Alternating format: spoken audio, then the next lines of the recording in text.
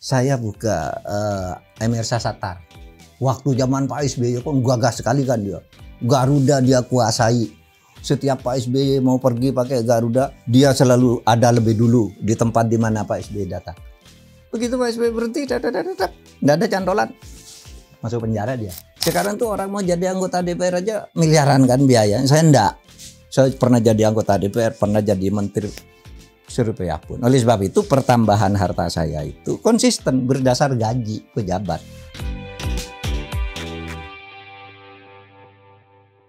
Makanya yang tadi saya ingin tanyakan itu gini, kan tadi kan sempat bilang bahwa kalau misalnya ada beberapa case, kalau misalnya udah menyentuh pejabat selevel menteri itu susah soalnya mandek gitu kan. Sedangkan di seberangnya adalah menteri-menteri ini bukan semuanya tentunya ya. Mungkin ada beberapa yang soalnya udah terbukti tersangka juga, itu mungkin bikin janji lah ya nanti saya masuk, yuk kasih saya apa gitu. Political trade off itu. Political trade kan off. ada teorinya kan, tukar menukar. Saya gitu. mau masuk tapi saya kasih ini. Betul. Nah tapi kan akhirnya saya mau masuk tapi jangan diungkit nih urusan saya yang ini. Saya mau masuk tolong perlancar yang ini. Itu biasa. Nah terus kalau misalnya ada political trade off seperti itu, kenapa mereka akhirnya bisa tersangka? Begini. Politik itu kan selalu berubah. Ketika majikannya berubah, ini tidak ada pegangan, tersangka. Oleh sebab itu ada yang menjamin dari luar.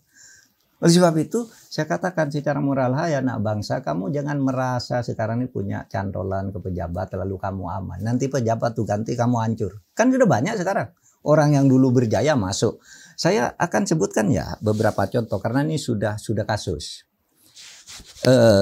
Misalnya Safruddin Tumanggung. Itu waktu Presiden Megawati berkuasa aman, bebas. Tapi sesudah itu kasus BPPN, Badan Perpajakan Nasional, ternyata itu menimbulkan diduga korupsi banyak, masuk penjara dia. Meskipun sudah pensiun 14 tahun. Ini hati-hati nih, saya bilang kepada para menteri nih, Anda aman sekarang, tunggu nanti. Alam akan mengatur bahwa Anda akan menerima akibat itu. Saya buka Emirsa Satar. Waktu zaman Pak SBY kok gagah sekali kan dia. Garuda dia kuasai. Setiap Pak SBY mau pergi pakai Garuda, dia selalu ada lebih dulu di tempat di mana Pak SBY datang. Begitu Pak SBY berhenti, nggak ada cantolan, masuk penjara dia. Masuk penjara. Karen Agustiwan ya yang di Rut Pertamina. Wah dulu aman dia. Dibawa ke kejaksaan, bebas. Ya, bebas. Tapi sudah lama diungkat lagi kasusnya karena kasus korupsi itu kan ada daluarsanya 18 tahun. Loh karena Agustiwan sudah nyaman-nyaman jadi dosen di luar negeri, dipanggil lagi, dihukum sekarang. Meskipun udah pensiun lama. Oleh sebab itu, saudara jangan menggantungkan pada satu rezim untuk menyelamatkan diri dengan cara kotor. Akan ada saatnya Anda terpojok. Pun rezim yang kong kali kong itu akan ada saatnya Anda saling benturan sendiri di antara Anda. Oleh sebab itu baik-baiklah mengurus negara ini. Gitu loh. Nah, kan ada beberapa undang-undang yang diwacanakan, misalnya Pak Mahfud sempat mention mengenai untuk membuktikan hartanya gitu kan. Kalau misalnya undang-undang pembuktian terbalik. Undang-undang pembuktian itu terbalik. Ada loh di Malaysia berlaku. Bisa kok. Nah gimana dengan yang lain? Misalnya undang-undang perampasan aset gitu. Adanya juga apakah itu akan membantu? Iya akan membantu. Itu sebabnya kami perjuangkan undang-undang perampasan aset itu. Pasti akan membantu karena gini ya, Leon, ada dua nih. Saya ulang-ulang lagi nih. Yang menjadi komitmen pemerintahan Pak Jokowi tentang itu, yang kemudian ditugaskan kepada saya, yang paling menonjol untuk masalah undang-undang ini, masalah undang-undang perampasan aset dan undang-undang belanja uang tunai. Leon mau ngirim uang ke saya, bertransaksi dengan saya lebih dari 100 juta itu harus lewat bank, nggak boleh pakai amplop, pakai kwitansi, nggak boleh. Di undang-undang itu rancangan ini. Kenapa harus ada undang-undang itu? Karena banyak orang itu, karena tidak ada pembatasan uang kartal itu, ada seorang pejabat tinggi ngambil uang negara ratusan miliar ditukar ke Singapura menjadi Singapura dolar, lalu dia datang ke rumah judi, tidak berjudi, Cuma datang aja bahwa ada check in di situ ya, judi $100 lah. Sudah itu dia pulang membawa uang dalam real, masuk di imigrasi, ini menang judi, ini suratnya. Ada orang gunakan uang negara nyuap hakim. Nih, waktu saya ketua MK, Anda menyuap saya hakim. Janji, kita beli seat Anda di nomor 4, saya di nomor 6, sehingga berjajar kursinya. Saya membawa tas ekolek nomor tipe sekian. Yang Anda isinya uang, dolar, yang saya isinya koran aja. Lalu tas Anda diletakkan sini, tas saya diletakkan situ. Turun saya sudah bawa uang. Ini kalau ada undang-undang pembatasan uang kartal, tidak akan terjadi. Orang nyuap-nyuap dengan dolar kayak sekarang itu. Nah, itu satu ya. Udah ada RUU-nya udah jadi. Waktu itu Pak Jokowi betul kirim surat ini tolong untuk memberantas korupsi itu Pak Jokowi. Saya yang bawa bersama Menkumham ya Sona. Yang kedua undang-undang perampasan aset. Karena banyak sekali aset-aset itu ketika perkara berjalan, asetnya disembunyikan, diatasnamakan orang lain. Ketika perkara selesai, ini muncul harta ini. Rampas saja, karena ini ada kaitan, kan gitu. Atau perkara, uangnya ada nih, uang korupsi ada, tapi orangnya lari. Anda tahu kan, ada seorang pejabat tinggi ngantarkan uang ke Kejaksaan Agung 27 miliar. Ini kan jelas uang korupsi, tapi koruptornya sampai sekarang tidak disebut. Meskipun yang mengantar sudah diketahui. Apa ini kan? Politis kan? Pada akhirnya. Nah yang begitu siapa yang merampas? Ada orang, banyak sekali lah orang yang punya utang, punya aset, hasil kejahatan, orangnya lari ke luar negeri. Nggak bisa diadili karena harus hadir orangnya kan. Nah kalau begitu rampas dulu asetnya. Orang nggak bakal berani. Nah ini yang sebenarnya udah lama diperjuangkan. Tetapi tentu banyak yang takut dengan undang-undang ini. Karena ini akan mengarahkan pemiskinan terhadap koruptor. Kamu koruptor, kejar. Gitu. Karena koruptor itu sebenarnya kan hanya takut miskin. Oleh sebab itu ancam dengan kemiskinan aja. Mereka tidak takut penjara, bisa beli hotel dia. Apakah ada pemikiran yang mirip kayak tadi? Misalnya nih, itu bisa digunakan sebagai ancaman juga. Berarti misalnya nih, you punya aset sekian. Yaudah, kerjasama deh sama saya. Bisa. Gitu. Bisa, itu yang dikhawatirkan juga. Nah itu yang dikhawatirkan oleh Bu Megawati. Bu Megawati itu dikabarkan tidak setuju undang-undang perampasan aset. Saya tanya sebagai menteri, Bu, ini rame undang-undang perampasan aset ini udah selesai, tapi katanya PDP enggak. Bu Mega bilang, loh saya setuju undang-undang perampasan aset, kata Bu Mega, saya setuju, tetapi polisinya dan jaksanya ditata dulu, karena nanti tuh undang-undang perampasan aset itu bisa digunakan untuk meras orang, bisa. Nah itu salah satu alasan, tapi pikiran kita ya asumsikan dulu kejaksaan dan kepolisian itu baik. Nah kalau asumsinya belum sempurna, ya sambil disempurnakan undang-undang perampasan aset, sahkan dulu. Ini ditata lagi polisinya, kejaksaan agar tidak menggunakan itu. Apakah undang-undang untuk yang untuk hukuman mati untuk koruptor ini juga sama? Statusnya jadi itu sama, maksudnya sama tuh sama-sama efektif, harusnya membantu, tapi ya masih takutnya digunakan sebagai ya bisa, bargaining juga. Bisa. Itu soal lain, soal bargaining. Kalau soal aturan hukumnya, hukuman mati untuk koruptor tuh boleh loh sekarang, ada aturannya. Kalau korupsi dilakukan dalam keadaan krisis, itu bisa. Nah, rumusan krisis yang menyebabkan koruptor diancam hukuman mati itu apa? Itu yang belum dirumuskan gitu. Nah persoalannya kan gini dulu perdebatannya. Pak, tidak ada bukti bahwa kalau koruptor dihukum mati itu jera kan gitu kan. Buktinya di Cina masih banyak korupsi padahal koruptornya udah pada dihukum mati. Ya iyalah saya bilang, mana bisa membuktikan orang koruptor dihukum mati kok jera, sudah mati mau jera apa? Bilang, coba Anda hitung aja, seumpama tidak ada hukuman mati pasti korupsinya lebih banyak lagi yang ada dari sekarang, kan bisa begitu juga spekulasi. Jadi masuk akal orang mengatakan wah kalau korupsinya bahwa dihukum mati itu menyebabkan korupsi hilang, itu tidak benar. Iyalah, karena tidak ada bukti jera. Orang mati jera gimana kita tahu? Yang jera itu yang hidup mestinya. Kalau udah dihukum mati tidak bisa diukur dong. Apa jera, apa enggak, apa tobat, apa enggak. Ya. Gitu. Soalnya kan sekarang masalahnya itu case-nya beredar di mana misalnya korupsi berapa lah 100 miliar gitu misalnya 200 miliar abis Triliun. itu triliun Triliun. bahkan sekarang levelnya ratusan miliar mungkin Kecil. jadinya gitu kan. Nah terus abis itu dihukum misalnya 10 tahun gitu misalnya. Kalau misalnya dihitung setahunnya dapat 10 miliar, 20 miliar, bahkan kalau misalnya triliun 100 miliar setahun kayak gitu kan. Akhirnya kan itu menjadi insentif, bisa jadi dream jobnya orang buat jadi koruptor kalau kayak gitu. Jadi pekerjaan impian gitu kan Pak. Iya memang. Nah ini kan jadi siklus yang nggak selesai-selesai. Oleh sebab itu kita tidak harus berbicara korupsi itu dari sudut hukum semata-mata. Karena kalau dihitung secara kuantitatif, orang enak aja. Saya korupsi 1 triliun aja paling dihukum 7 tahun katanya. Itu udah 7 turunan 1 triliun itu kan. Nah oleh sebab itu moral. Dan kemudian pemiskinan itu. Pemiskinan. Moralnya disadarkan. Memang Anda tahu orang itu hanya dihukum setahun 7 bulan. Sudah menggelapkan uang negara 6 miliar. Ya tapi ada yang dihukum 3 tahun. Karena mencuri sepeda motor di desa gitu kan. Ini memang tidak adil kalau keadilan itu dihitung secara kuantitatif itu tidak bisa. Gitu.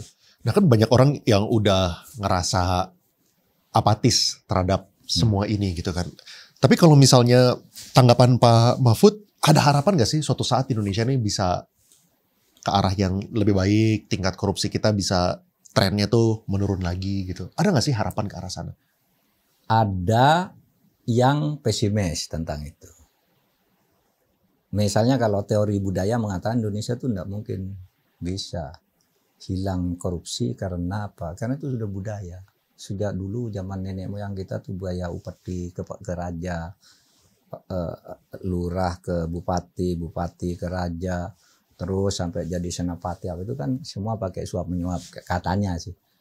Tapi kalau Anda percaya pada teori budaya itu, Anda seorang fatalis. Berarti udah nggak apa-apa, sudah Tuhan ngatur kok. Itu sudah budaya kok. Padahal pernah di dalam segmen-segmen kehidupan kita itu, kita bersih dari korupsi. Tahun 50-an. Ya, ketika demokrasi kita bagus gitu, ada korupsi tapi ketangkap gampang. Menteri pun masuk penjara. Bisa tuh. Kita nggak pernah dengar ada korupsi-korupsi besar kayak sekarang. Dulu ada, zaman Bung Karno pun ada, tapi ditangkap, diadili, ya, dengan jaksa agung yang hebat, Kapolri yang hebat. Zaman kita lah, zaman Anda sudah besar gitu. Awal reformasi. Tahun 99 sampai 2006 apa ada korupsi? Nggak ada. Jadi bisa. Kenapa? Karena pada waktu pengawasan masyarakat kuat. Sesudah itu kan terjadi kolusi lagi. Iya kan? Jadi bisa sebenarnya ada harapan Bisa. ke sana. Itu. Ya. Penegakan hukum seperti yang selalu terjadi di awal-awal peralihan pemerintahan itu biasanya hukumnya kuat, pemerintahnya bersih, belum berkolusi. Zaman Orde Baru di zaman Pak Harto, Anda lihat, tahun 66 sampai dengan tahun 77, korupsi hampir tidak ada. 78 baru muncul korupsi. Berarti bisa dong. Kenapa tidak membuat sistem seperti Pak Harto di tahun 66 sampai 77? Atau zaman reformasi tahun 98 sampai 2006. Kenapa? Kan bisa. Masa Anda percaya pada teori budaya yang menyebabkan Anda fatalis? Ya sudahlah. Tuhan sudah menentukan gitu. Kita tidak usah ini lagi. Korupsi lah. Itu sejak zaman Majapahit katanya. Malah Majapahit lagi yang disalahkan. Ada yang nitip pertanyaan juga nih, Prof. Apakah menurut Prof menaikkan gaji hakim agar tidak mudah disogok itu adalah ide yang bagus? Menaikkan gaji hakim ide yang bagus untuk kesejahteraan hakim sesuai dengan kerjanya. Tapi kalau Anda berpikir menaikkan gaji hakim untuk memberantas korupsi itu omong kosong. Karena hakim yang korupsi itu semua udah kaya-kaya. Gajinya kecil tapi kaya raya. Berarti apa dia? Greedy. Jadi dia korupsi itu by greed, bukan by need. Bukan karena butuh. Betul. Gitu. Oleh sebab itu tuh bukan jalan keluar. Naikkan gaji hakim biar ada keluar. Apa? Udah sering dilakukan. Ya yang lain dong dinaikkan juga. Polisi juga dong dinaikkan. Agar polisi kerjanya bagus. Tentara juga dong. Semua. Kenapa hakim harus harus dimuliakan lebih tinggi dari profesi lain? Sama aja bagi-bagi tugas untuk negara ini. Anda bayangkan seorang Zaroff itu bisa menyimpan uang 921 miliar ditambah 51 kilogram emas. 1 triliun kalau dikumulasikan. Dia tidak miskin kan? Dia udah pejabat. Sama nih hakim-hakim yang ditangkap ini. Sudah punya mobil, punya rumah di sana, punya ini di sana gitu. Oleh sebab itu bukan itu jalan keluarnya. Ketegasan saja, tanpa pandang bulu, miskin, gaji tinggi, gaji rendah, tindak secara tegas. Bersama dengan itu moralitas kita bangun bersama. Ada satu lagi yang nitip pertanyaan, cuman ini nitip pertanyaan ini mereka nitipnya pakai Instagram, saya nanyanya nih agak deg-degan. Pertanyaannya gini. Nakal pertanyaannya. Pertanyaannya ini, departemen mana yang bersih dari korupsi? Nggak ada. Nggak ada. Yang tidak pernah punya kasus korupsi itu. Nggak ada. Atau tanyakan lagi, apakah ada partai yang bersih? Nggak ada, saya hafal. Sebut Golkar siapa yang korupsi, PDIP siapa, PAN siapa. Ini saya hafal namanya juga, hafal tahunnya. Ada semua. Kecuali, saya nggak tahu, mungkin agak subjektif saya.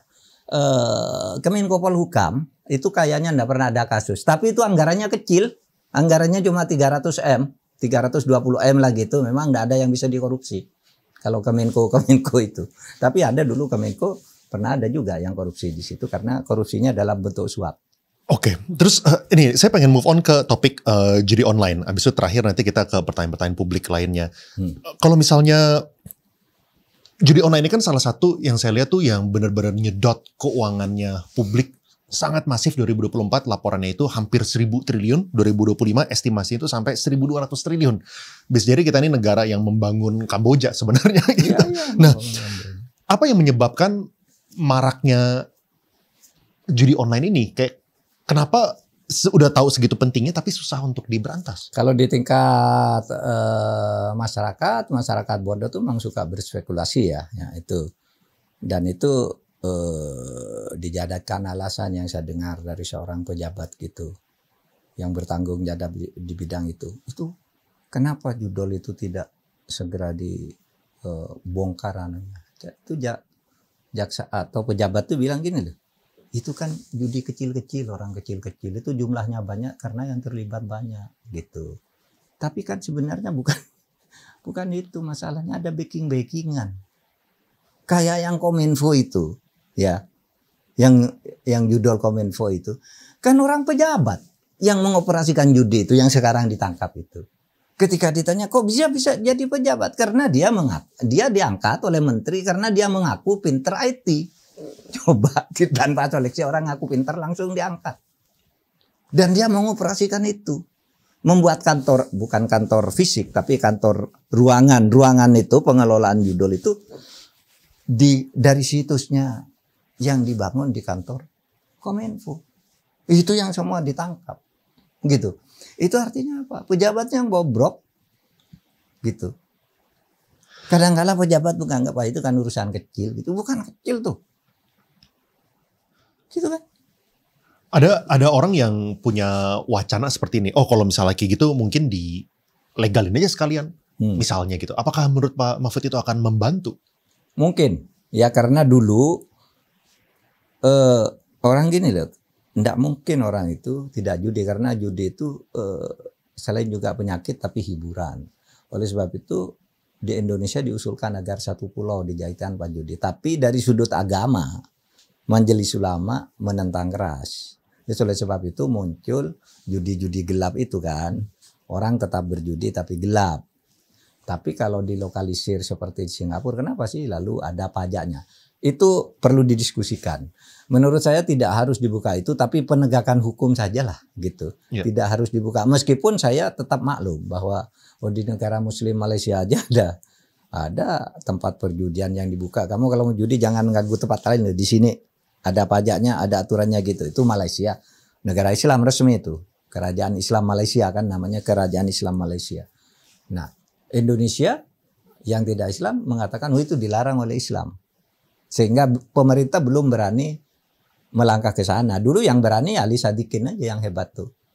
Jakarta tuh terang-terangan dibuka tuh judi, ada pajaknya, bangun Jakarta kan gitu.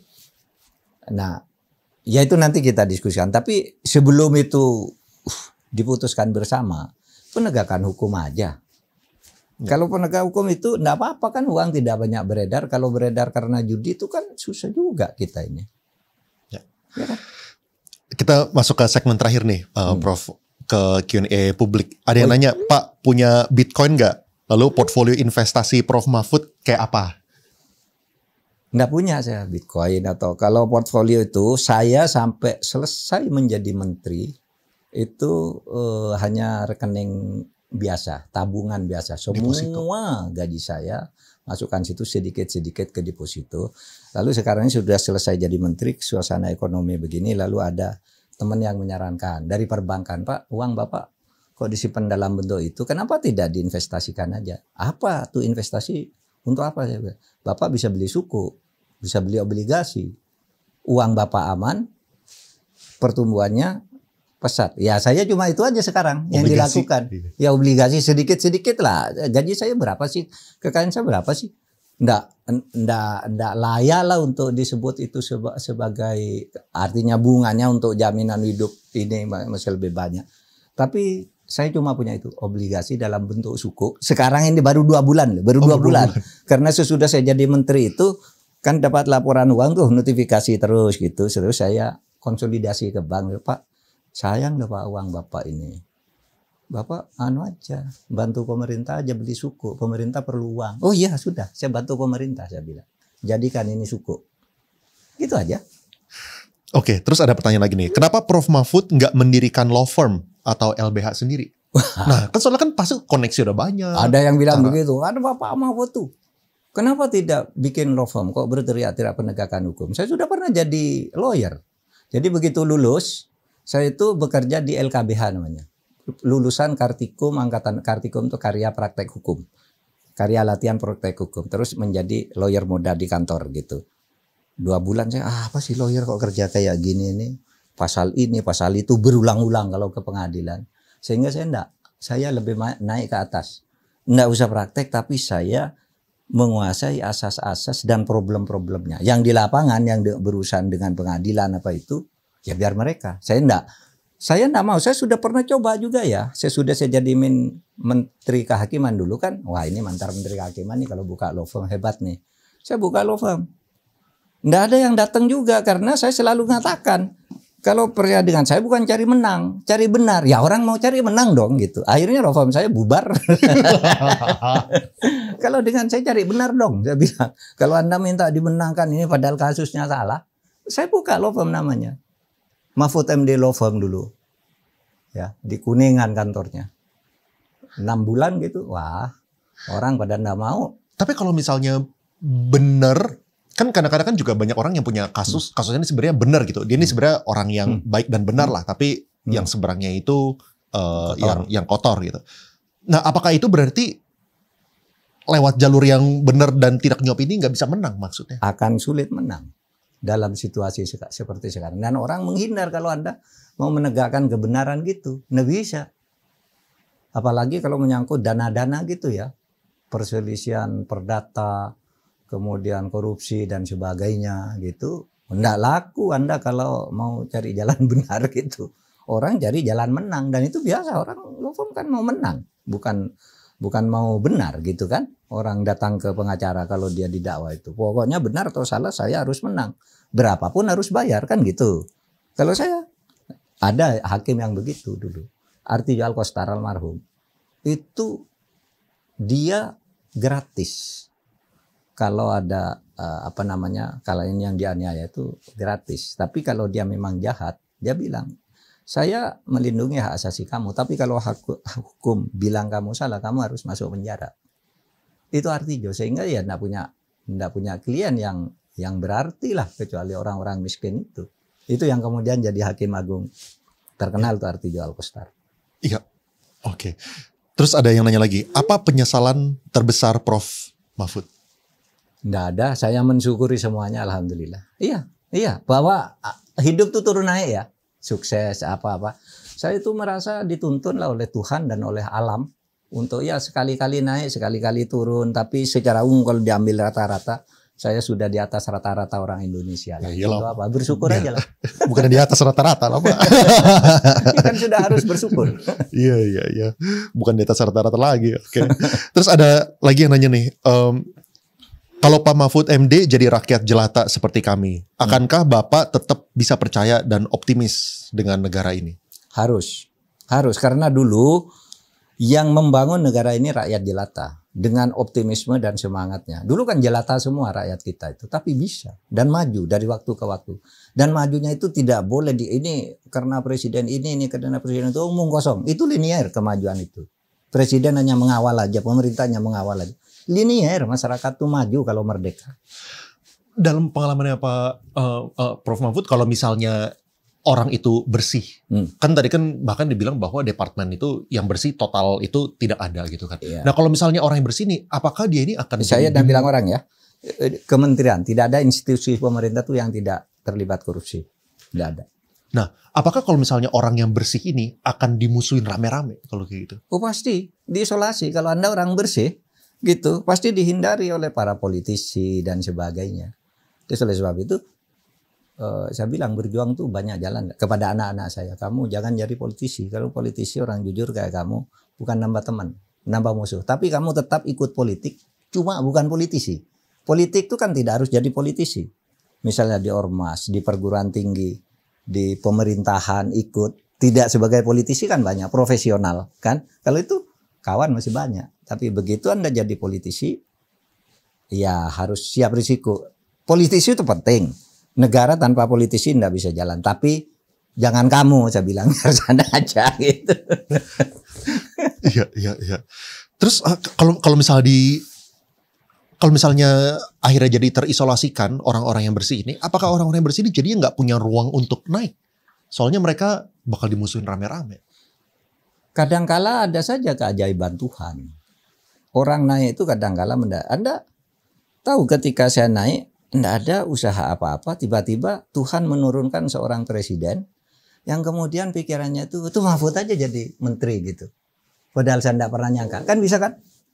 Dan ya saya ikut. Sehingga jangan berpikir bahwa setiap orang itu berjalan menurut usahanya sendiri.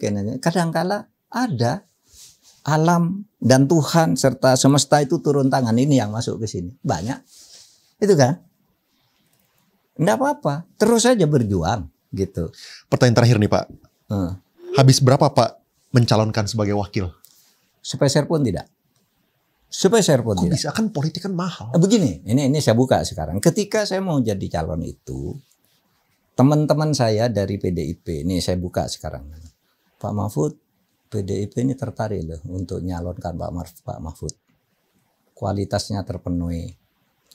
Tapi ya itulah katanya. Pilpres itu biayanya mahal.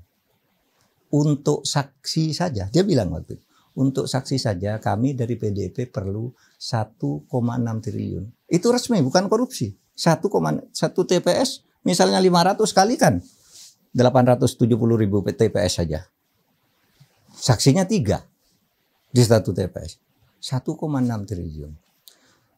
Jadi saya potong. Saya minta maaf, saya tidak mau calon wapres, saya bilang. Saya tidak mau calon. Dan saya tidak akan melakukan usaha-usaha seperti itu.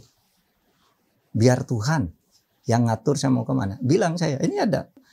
Tolong, PDI silahkan terus berjuang. Dan jangan memikirkan saya tidak punya uang. Gitu. Tahu-tahu saya dipanggil oleh Bu Mega. Pak Mahfud, kami pilih. Demi penegakan hukum. Berantas korupsi.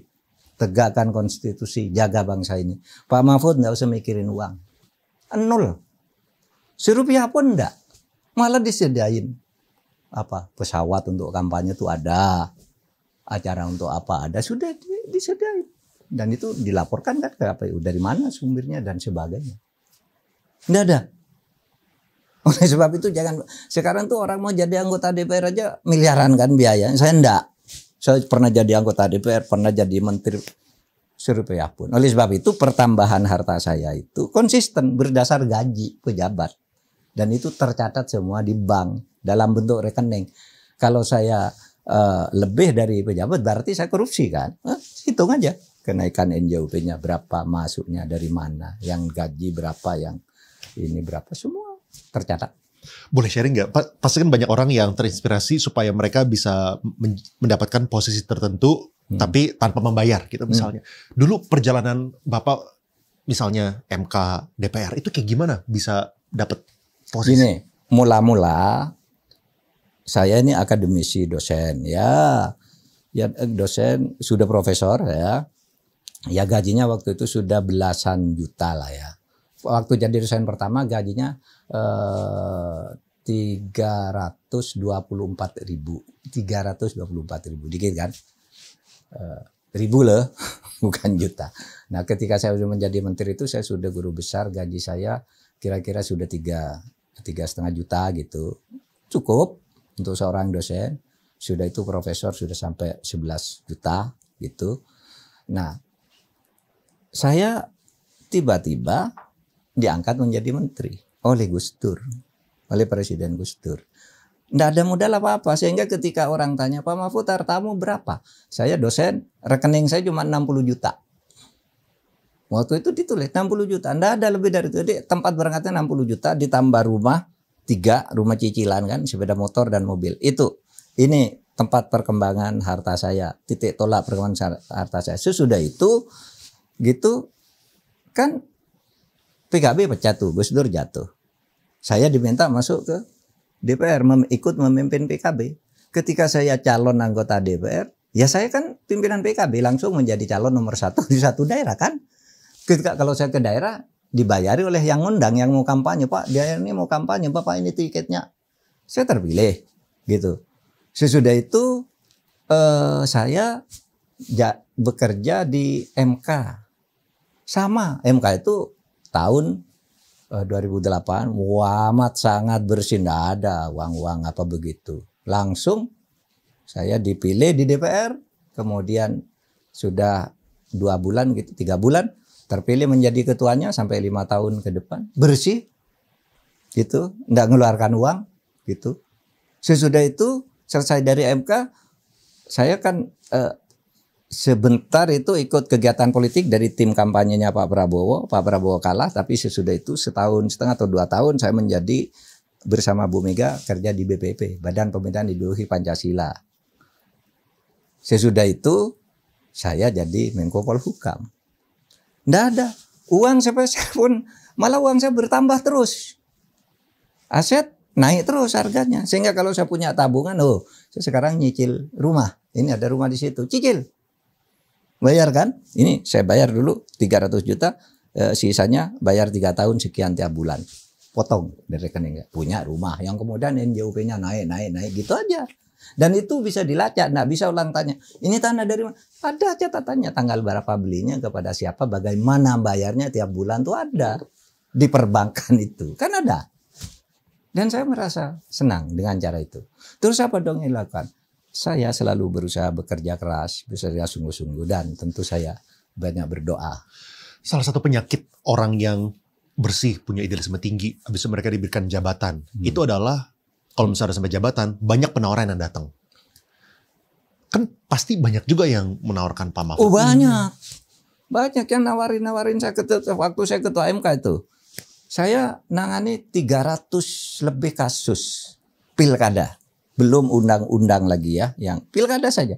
Kalau orang ikut pilkada, Mas, asal menang berperkara di MK, itu diminta uang 1 miliar tuh gampang. Orang yang berperkara itu minta nomor rekeningnya Pak gitu. Lah kalau saya tahu perkara ini yang akan menang ini, ndak usah curang.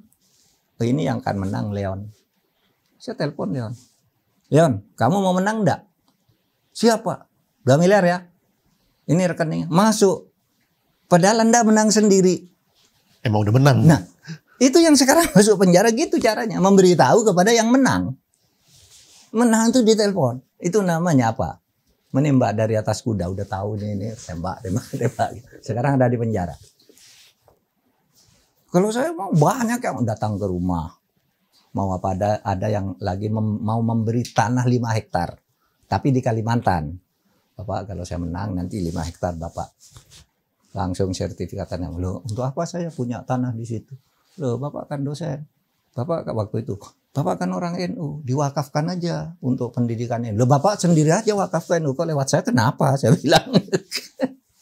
Kayak gitu-gitu. Nggak pernah ada kepikiran buat, ya ini bolehlah buat masa hari tua.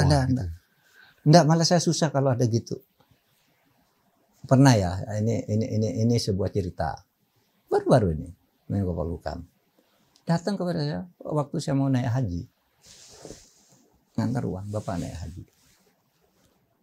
Uang dolar segini. Saya kembalikan. Loh, saya ini sedekah untuk orang lain. Enggak, saya bilang. Kalau enggak, saya kembalikan KPK. Bapak dipanggil oleh KPK. Bapak ada perlu apa? Saya bilang. Itu gitu kan.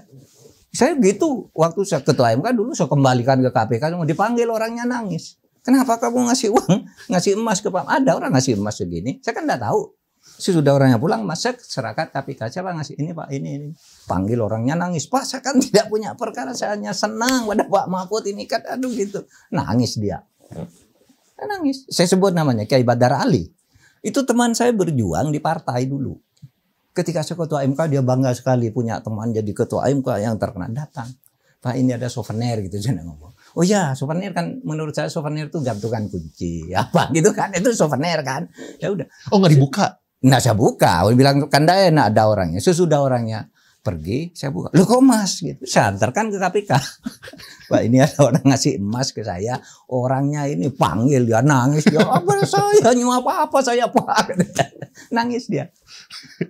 Maksud saya, ya untuk apa yang begitu ya? Enggak sudah cukup. Saya begitu. Luar biasa. Terima kasih banyak Pak Mahfud atas waktunya. Appreciate it.